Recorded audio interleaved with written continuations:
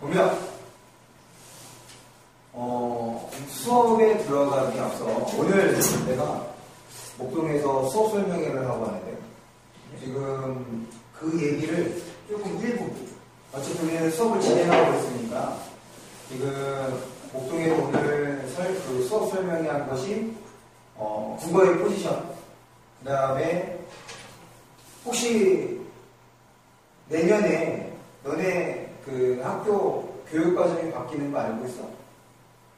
거기에 대해서 국어과에서는 어떤 변화가 일어날지, 그리고 그거에 따라 우리가 무엇을 준비를 해야 될지를 한 30분 정도, 아니지 30분 너무 기네, 한 15분에서 20분 정도 설명을 하고 난 다음에 진도를 나가는 걸로 하겠습니다. 일단 보기 전에 내가 좋아하는 말이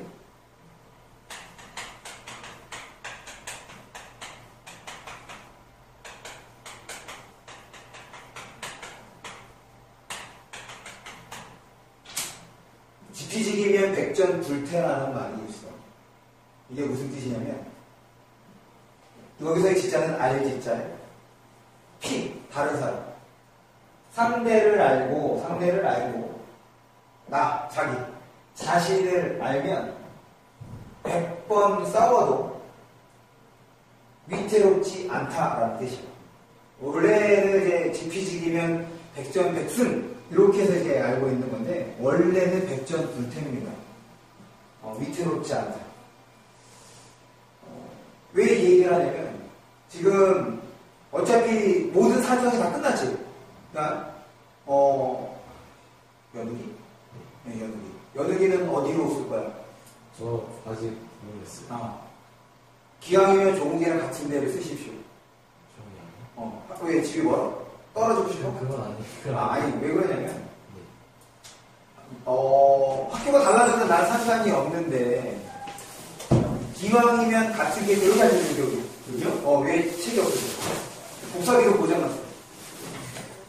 친구를 들었어. 뒤에 있는 카메라를 걸리지 않고 옆으로 조심스럽게 이걸 쪽에서 들어가게 보면 카메라를 건드리지 않고 친구를 사와서 지금 어디까지 얘기했지? 같은 학교 가라고. 왜 그 얘기를 했냐면 내신 대비 때문에 그러거든. 교과서가 달라져서 작년까지는 어떻게 수업을 진행했냐면 교과서가 다르니까 한 명씩 돌아가면서 내가 설명을 해줬단 말이야. 그리고 내가 이제 이쪽을 돌 때 여기 애들은 가만히 있을 거 아니야. 그래서 음성 파일을 미리 제작을 해서 내가 다른 데 설명하는 동안 듣게 했다고. 대면으로 설명하는 것이 훨씬 더 좋습니다. 당연히. 너희들 반응도 좀 확인해서 어떤 부분이 어려워하는지도 볼 수 있어서. 그리고 지금 이번 기말고사를 학교별로 수업을 하고 있는데 훨씬 더 좋아. 내용도 훨씬 더 풍부하고 풍성하고 그다음에 반응도 좋고. 그래서 기왕이면 학교가 좀 같은 게 그래서 그런 거야. 그러니까 다른 이유 때문에 그런 것이 아니라 뭐 같이 이제 인한고를 가도 좋고 혹은 인하국어를 가도 좋고 일단은 그 자사고나 특목고 여기는 생각 않고 있는 거잖아. 끝났어요. 끝났으니까. 그러니까 그렇게 해서 기왕이면 굳이 그래서 그런 거야. 다른 이유가 있어서 그런 게 아니야. 사실 지금 내년에 상당히 많은 변화가 있을 겁니다. 일단 그 변화가 올해 8월에 이미 벌어졌어야 되는데 너무 반발이 심해서 지금 이게 밀려진 거란 말이야. 지금 최종 발표가. 그러니까 기존에 이제 발표된 것만으로 우리가 내년의 상황을 가늠해 볼 수가 있어서 그러니까 그거에 대해서 미리 좀 얘기를 하고 그래서 이번 겨울방학 때 어떤 거를 좀 해야 되는지 이거를 좀 생각할 필요가 있거든요. 사실은 이런 얘기를 해줄 수 있는 건 국어라서 그렇습니다. 영어나 수학은 사실 진도 나가는 거 바쁘잖아. 그것만으로도 빠듯한데 국어는 이렇게 약간의 시간을 조금 빼놔도 크게 무리가 없어서 그래서 그 내용을 간단하게 살펴보면, 먼저 내년 2015 개정 교육과정의 핵심적인 내용을 좀 확인을 해봐야 돼요. 물론 과목별로 조금씩 다르긴 하지만 전체를 아우르는 내용이 뭐냐? 이건 과정 중심. 여기에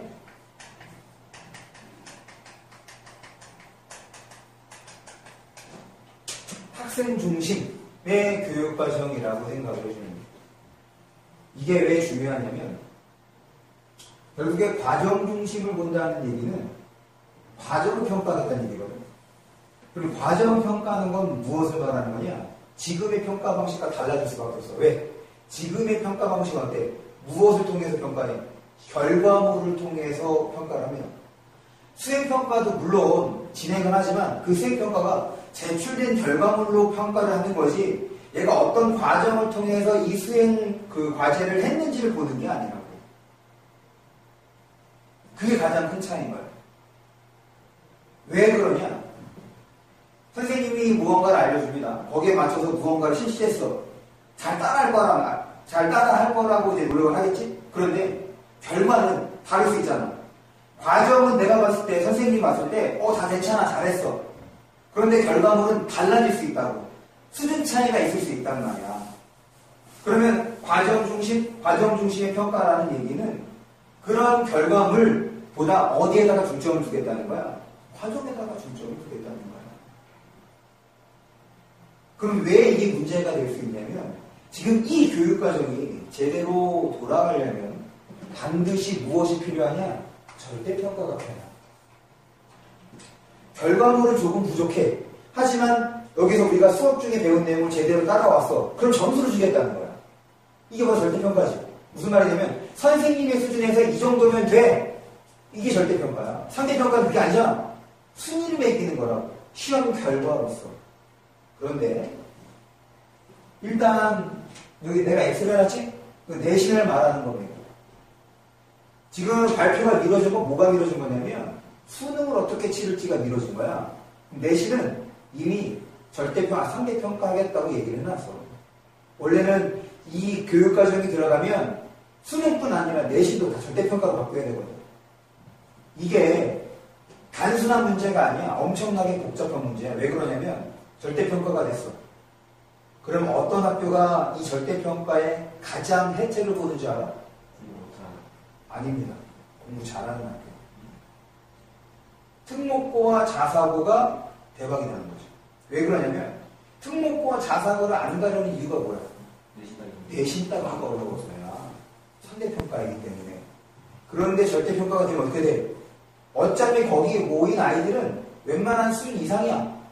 그러니까 선생님들이 보기에 평가는 이제 걔네들만 놓고 보는 것이 아니라 교육과정이라는 것이 잘하네 못하네 하는 거 아니잖아. 전체 다 보는 거라고. 그럼 다 일정 수준 이상이 될 거란 말이야. 그럼 걔네 전부 다 좋은 거지. 그래서 올해 어떤 작업을 하려고 했느냐? 자사고와 외고를 줄이려고 했거든. 너네 이거 뉴스를 봤어? 그런데 수도권에서 엄청나게 반발을 했습니다. 그러니까 이게 서로 별개가 아니야. 이 교육과정 안에서 하나로 다 맞물리는 거라고. 그래야지 이 교육과정이 제대로 실현될 수가 있으니까. 일단 내신의 절대평가가 안 된 거니까 그거 생각해 두시고, 그러면 이제 상대평가, 이게 때문에 신경을 써야 되는데 어디에 신경을 쓰느냐 이제 봅니다. 당연히 수행평가, 과정 중심으로 평가가 되면 당연히 수행평가가 증가할 거야. 그러면 100점이라고 환산을 해보자. 쉽게. 그럼 이 수행평가가 얼마만큼 증가할 수 있냐면 60점에서 70점까지 증가할 수가 있습니다. 그리고 자연스럽게 지필고사는 반대급부가 되겠지? 한 30에서 40%를 차지할 거예요. 그런데 이제 잘 봐봐, 다시. 나는 겉으로 드러나는 것이 아니라 그 이면, 속내를 봐야 돼, 정보라고 하는 것은. 지금 수업 중에 평가가 이루어지는 거야. 무슨 말이냐면 지금까지는 과제를 내주고 과제를 해오고 왔잖아. 지금 학생 중심의 수업이라고 했던 거지. 이 교육과정에서의 선생님은 어떤 역할이냐? 일종의 도움 역할입니다. 무슨 말이냐면 가이드라인이야. 아이들에게 일단은 우리 이거 나갈 건데 기본적인 거 알려주고 조별로 프로젝트 수업을 진행합니다. 지금도 그렇게 하고 있지. 그러면 애들이 와서 수업 준비하고 나름대로 둘이 토론하고 그렇게 해서 결과감해서 다시 모여서 뭔가 해서 이제 발표할 거란 말이야. 선생님이 이제 그거를 관찰을 하겠지. 얘네가 정말 제대로 하는지. 그럼 거기에서 이제 차이가 얼마나 나겠어? 별로 안 나. 왜? 과정은 딱 봤을 때 다 비슷비슷해 보이잖아. 그러니까 과정상에서는 크게 차이가 안 날 건데 그 얘기는 바꿔 얘기하면 수행평가에서 점수 폭이 폭이 크게 나지 않을 거야. 그러면 지필고사의 비중이 줄긴 했지만 상대적으로 이 지필고사가 중요할 수밖에 없는 게 다시 여기로 돌아갑니다. 방금 내가 뭐라 그랬어요? 선생님이 수업을 주도적으로 진행하지 않을 거란 말이야. 수업도 누가? 학생들이 진행을 할 거라고. 발표하는, 수업하는 학생이 제대로 이해해야 친구들에게 전달해 줄 거 아니야. 너네는 그런 수업 들어본 적 있어? 친구들이 수업하는 거? 친구들이 뭔가 이제 무슨 단어, 소단어 이렇게 해서 발표하잖아. 아직 그런 거 안 봤어?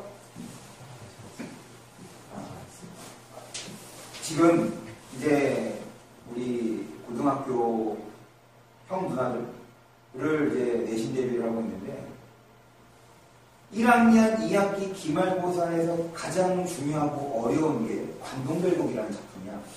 들어봤어? 이 작품이 정말 헬입니다. 그런데 모 학교에서 이 관동별곡을 선생님이 설명해 주지 않고 애들이 설명합니다. 이거 설명하는 애들도 무슨 내용인지 모르고 설명을 할 거라고. 당연히 듣는 애들은 더 몰라. 내신 준비하는데 나한테 그런 불만을 토로하더라고. 제발 애들 발표를 안 시켰으면 좋겠대. 내년에 개정되는 교육과정은 그게 중심이에요. 지필고사의 비중은 낮긴 하지만 생각보다 지필고사의 비중이 커질 수밖에 없는 거지. 왜? 제대로 학습한 친구와 그렇지 않은 아이들이 차이가 날 테니까. 학력이 어느 정도 이상이면 괜찮아, 나쁘지 않아. 그런데 그렇지가 않잖아. 편차가 많이 심할 거야. 특히 이 지역은 더더욱. 그래서 수업이 부실될 우려가 있거든. 지금의 그러니까 이제 개정되는 교육과정에 따르면. 그런데 대학 입시 때문에 평가는 상대평가를 하게 되는 거지. 그러니까 여기에다가 물론 이거를 등한시하라가 아니야. 이거 당연히 열심히 해야 돼. 좋은 대학에 가려면. 그리고 지금 그 수능에 대한, 그러니까 수시에 대한 공정성 시비가 많지. 지금 내가 생각할 때는 이거는 여론에서 조금 모는 느낌이거든. 무슨 말이냐면 이 수시가 좀 공정성이 저해가 된다. 공정성이 좀 담보가 된 정시의 비중을 늘려라. 내가 생각할 때는 이건 누군가가 여러모로 하는 거야. 정말 따지고 보면 우리 학생들에게 더 좋은 건 수시가 더 좋은 겁니다. 개별 성향에 맞춰서 뭔가, 물론 이게 부작용이 없을 수가 없죠. 완벽한 제도라는 게 어디 있겠어. 그런데 내가 생각할 때 지금의 여론은 이걸 조금 더 과장하고 있는 느낌이에요.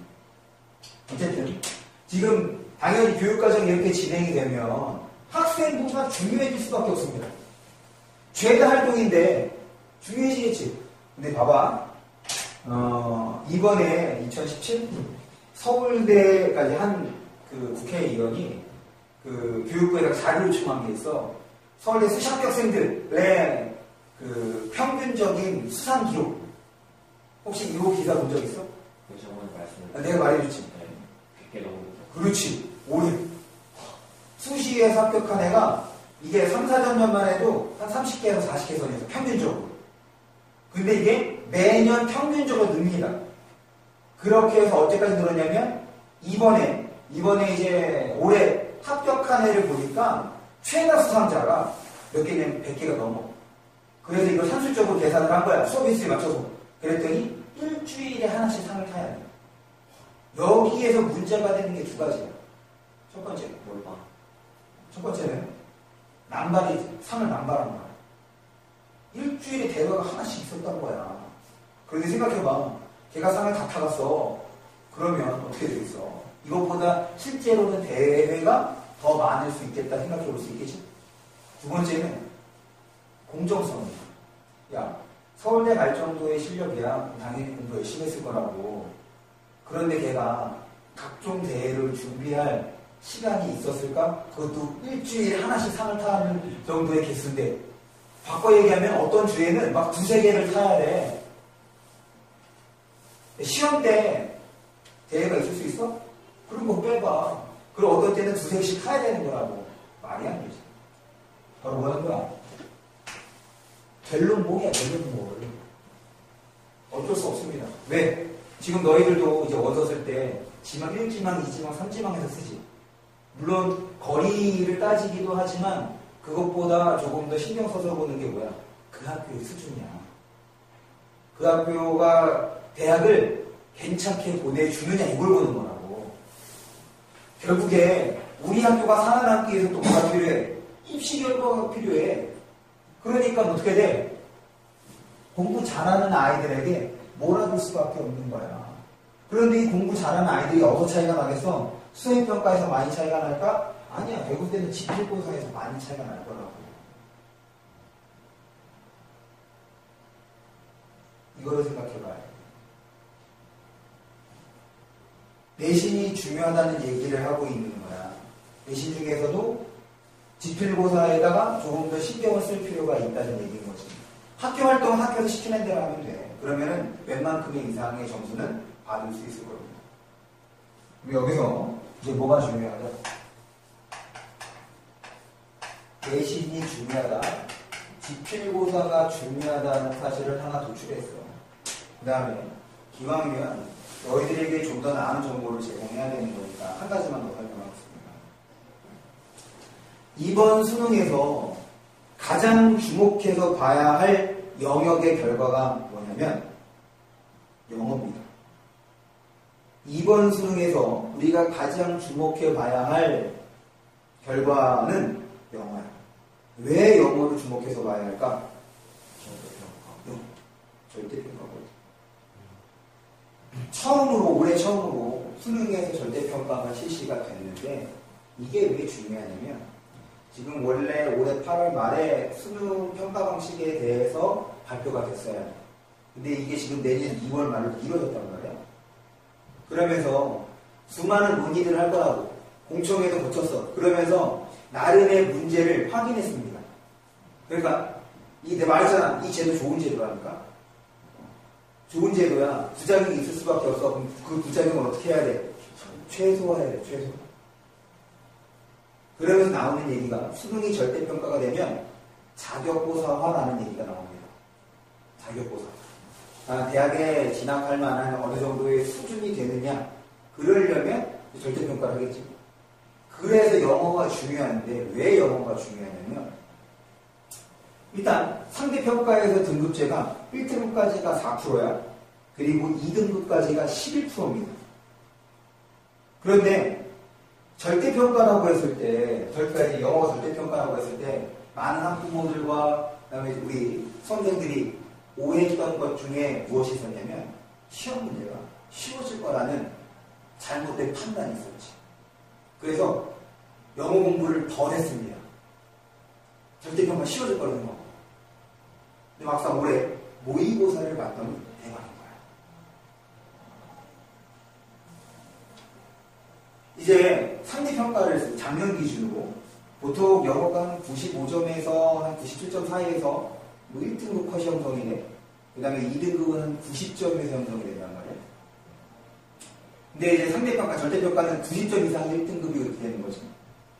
그러면 어느 정도에 90점이 1컷이라고 했으니 최소한 1등급이 11%에서 형성이 되어야 될 거 아니야. 90점 이상자가. 무슨 말인지 알겠어? 이게 기대했던 거라고. 그런데 올해 모의평가도 그렇고 올해 수능도 그렇고 그렇지가 않습니다. 1등급이 지금 예상치 아직 성적표가 발표가 되지 않아서 7에서 8%예요. 90점 이상자가 7에서 8%밖에 안 된다는 거야. 이게 시사하는 바가 크지. 무슨 말이냐면 다른 과목이 절대평가가 된다 하더라도 1등급을 쉽게 주지 않겠다는 얘기거든. 교육부가 상당히 영리합니다. 만약에 1등급이 15%, 20% 이렇게 나와버리면 이건 정말 의미가 없잖아. 이 시험 자체가 의미가 없게 되는 거라고. 그래서 그 선을 유지하는 거야. 내가 생각할 때 7에서 8% 너무 빡빡해. 이것도 6월과 9월에 비해서 쉬워진 거라고 얘기를 해. 그러니까 딱 아까 얘기했던 11% 이게 2등급 컷이었던 거잖아. 한 10% 전후로 해서 형성이 될 거야. 그러면 그 정도만 돼도 뭐가 될 수 있어? 이 친구가 공부를 했는지 안 했는지 알 수 있거든. 그렇지? 그러고 난 다음에 학생부를 들이밀든 아니면 대학별고사를 들이밀든 이렇게 되는 거야. 지금 이게 이번에 이 수능의 결과가 너희들하고 별개라고 생각하면 안 돼. 이것이 쭉 연속 선상에 있다는 거죠. 이거를 통해서 다음에 대해서 우리가 좀 대비가 돼야 된다는 거야. 바꿔 얘기하면 한 92, 3점 이상만 내가 확보할 수 있으면 더 이상 영어를 안 해도 된다는 얘기가 되는 거니까. 이거는 영어뿐 아니라 절대평가가 돼버리면 다른 과목에서도 똑같이 일어날 수 있는 거예요. 너희들의 학년이 조금 힘들지. 왜냐면 정말 원래는 이게 그 교육과정을 맡기면서 그냥 싹 다 바꿔야 되는데 지금 이게 아까 얘기했던 것처럼 한 번에 싹 다 바뀐 게 아니잖아. 아마 이게 싹 다 바뀌는 시기가 현재 중2부터가 될 겁니다. 그렇게 생각을 해주면 돼. 그래서 지금 절대평가에 대한 것까지 좀 얘기를 해봤습니다. 그러면 내신이 중요하다고 했으니까 지금 우리가 겨울방학에 무엇을 공부해야 되는지 그걸 한번 생각을 해보죠.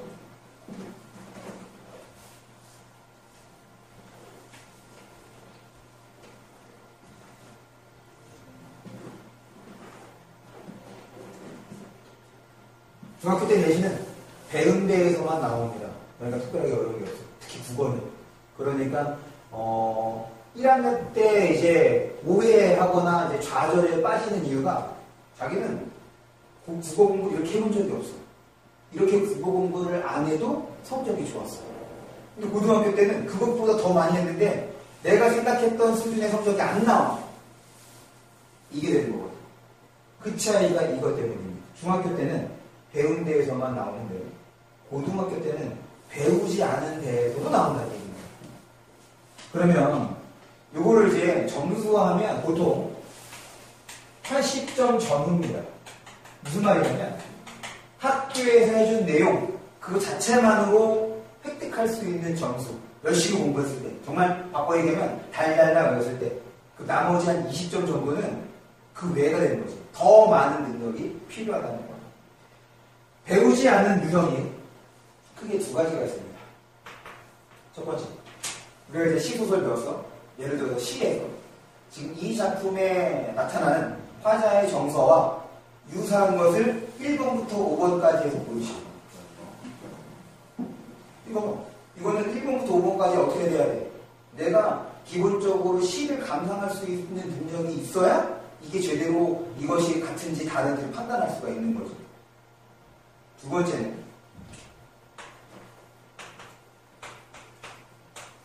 보기입니다. 아예 보기에다가 못 본 작품들을 집어넣는 거야. 그래서 이 두 작품의 공통점과 차이점으로 선택지를 제시해 주는 거예요. 그 다음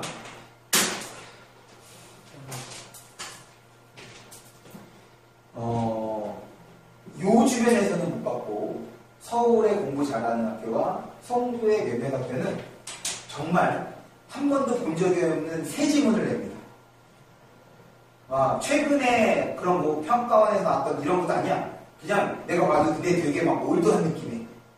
문학작품이 아니라 문학작품도 어느 정도 대비가 될 수 있거든. 또 선행을 좀 많이 했다고 한다면 비문학을 내버리는 거야. 내신에서요? 내신에서. 대박이지. 그게 두 지문 나왔습니다. 그러니까 내가 내신 기간이라고 해서 학교에서 배운 것만 해서는 좋은 점수를 받을 수가 없다는 거야. 80점? 봐봐. 학원 왜 다녀? 1, 2등급 받으려고 나온 거야. 그런데 80점 전후면 몇 등급일 것 같아? 3, 4등급입니다. 바꿔 얘기하면 1, 2등급은 어쩔 수 없어 촘촘해질 수밖에 없는 거지. 못해도 2등급은 받아야 될 거 아니야. 그러면 그 20점은 어떤 식으로 해서 확보를 해야 되느냐? 평소에 내신 준비 외에는 수능에 대한 준비를 해야 합니다. 왜 그러냐? 기본적으로 수능은 이게 무슨 약자인지 알아? 수학 능력. 무슨 수학이 여기서 말하는 수학이 무엇을 의미해? 매스매틱스가 아니야. 대학에 진학해서 너희들이 대학 공부를 할 수 있는지 그걸 따져보는 게 수학 능력 평가 시험인 거거든. 그러니까 기초 소양이 있느냐? 요거를 보는 거란 말이야. 그러니까 배운 거 내면 기초 소양을 확인해 볼 수 있겠어? 아니야. 배우지 않은 제재를 우리가 그동안 배운 거, 글은 이렇게 읽는 거야. 그 다음에 시는 이렇게 감상해야 되는 거야. 소설은 이렇게 접근해야 돼. 그런 것들을 활용해서 적용해야 되는 거지. 지금 이게 내가 이렇게 얘기했던 1, 2, 3번 이 문제를 해결할 수 있는 뭐가 되는 거야? 능력이 되는 거야. 이거를 연습을 해야 이게 됩니다. 그리고 이게 돼. 야, 그러면 국어가 어려우면서도 쉬운 게 뭐냐? 일정 수준이 되잖아? 그럼 대신 다른 애들이 공부하는 것처럼 그렇게 달달달 안 해도 돼. 왜냐면 중요한 게 뻔하거든. 몇 번 보고 몇 번 문제를 풀면 그게 외워진단 말이야. 이게 이제 내가 생각할 때 선순환이야. 내신이 중요하다고 해서 정말 학교 공부만 하면 절대로 좋은 등급을 받을 수가 없습니다. 이거는 국어뿐 아니라 수학과 영어도 마찬가지일 거야. 결국에는 서너 개의 문항으로 1, 2, 3등급이 결정이 될 겁니다. 그럼 서너 개의 문항을 어떻게 준비하느냐? 국어에서는 내라는 거죠. 그래서 기본적으로 수업은 이제 다음에 한번 얘기를 하겠지만 내신 대비는 5주를 할 겁니다. 3주간 시험 범위를 나갈 거고 2주간 너희들이 문제 푸는 거를 봐서 문제 해결력을 극대화시킬 거예요. 그럼 나머지 주에는 내신 대비 기간이 아닌 나머지 주에는 이렇게 수능을 공부하는. 그럴 때 지금 1학년, 그럴 때 지금 이 겨울방학이 무엇보다도 중요해. 왜냐? 너희들 긴 지문의 글을 80분이라는 시간 동안에서 문제를 풀어본 경험이 없거든. 대부분의 아이들. 영어나 수학은 했을지언정 국어는 그게 안 되어 있다고. 바로 국어에 대한 전반적인 독해, 비문학 독서, 독해라든지 그 다음에 문화가 어떻게 접근할 것인지 이거를 이제 이 겨울방학, 그러니까 조금 더 구체적으로 얘기하면 한 12주 정도가 될 겁니다. 그런데 우리는 이미 독서를 쭉 해왔던 거지. 한 달가량 좀 해온 거 아닌가? 물론 좀 충분한 시간은 아니긴 하지만 너무 조금만 올려왔어요. 그렇지. 말했잖아. 이거 진도가 중요한 게 아니야. 아니 아무리 내가 글을 많이 읽으면 뭐해. 새로운 글에 적용하지 못하면 의미가 없는 거거든. 그래서 지금은 천천히 보면서 어떻게 읽어야 되는지, 선택지는 어떻게 처리해야 되는지, 이게 훨씬 더 중요한 거란 말이야. 순간의 실수가 점수가 달려져. 이건 뭐 어쩔 수가 없습니다. 그래서 괜찮아. 그래서 생각한 게 있습니다. 좀 이런 공부하고 싶은 욕망과 욕구를 채울 수 있는. 우리가 이제 진도를 조금 나갔다고 했으니까. 그래서 원래는 오늘부터 과제물을 좀 만들어서 주려고 했거든. 근데 이제 공교롭게도 아까 얘기했던 것처럼 복사기가 어제부터 안 됐어. 찾아봤는데. 못 고쳤어. 그러니까. 그래서 과제에 대한 안내를 해요. 그러니까 다음 주부터 나갈 거야. 과제에 대한 안내를 하는데,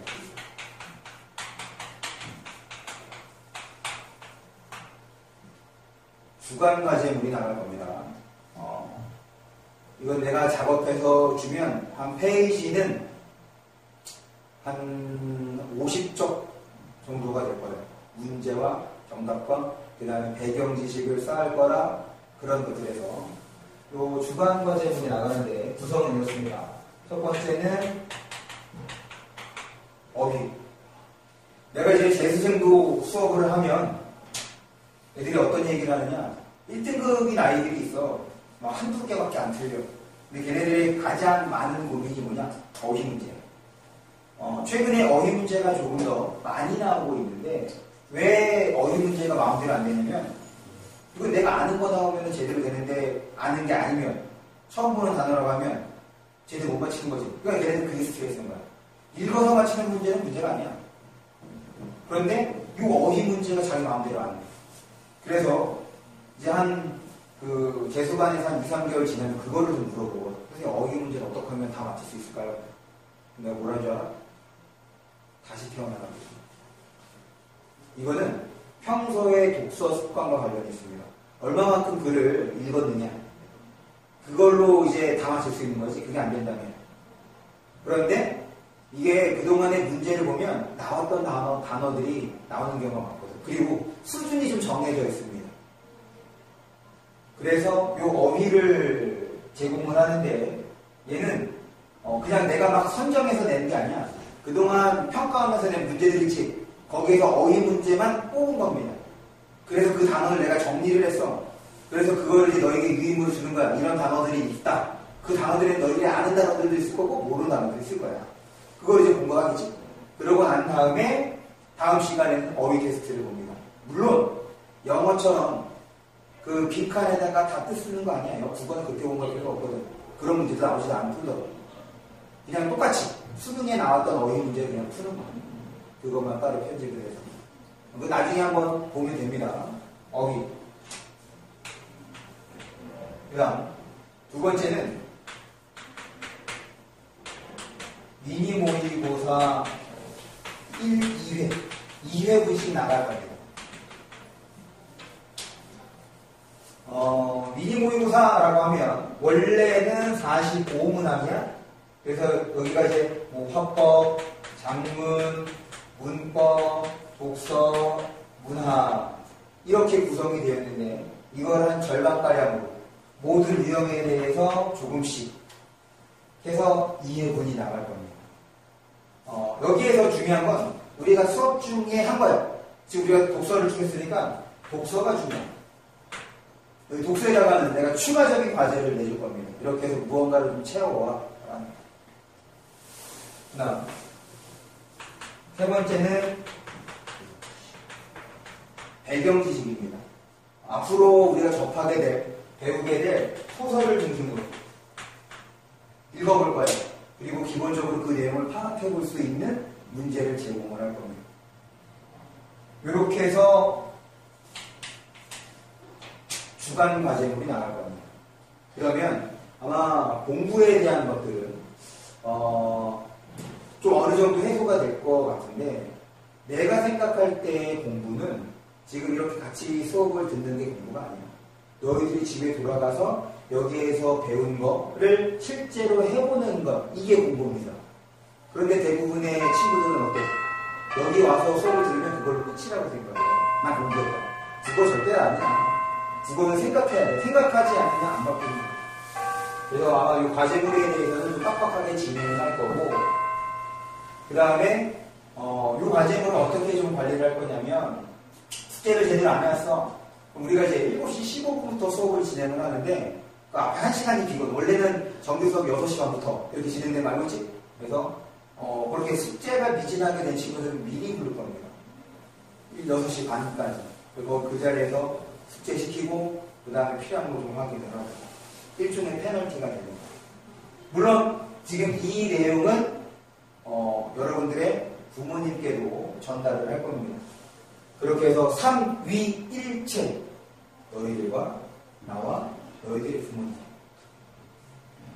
이렇게 3위일체가 돼서 이번 겨울방학들을 최대한 극대화할 수 있는 방안으로 나갈 테니까 그렇게 알고 계시면 될 것 같습니다. 혹시 뭐 궁금한 거 있으면 언제 쉬나요? 이제 지금 다 이제 끝났어. 궁금한 거 없어? 그러면 잠깐 쉬었다. 저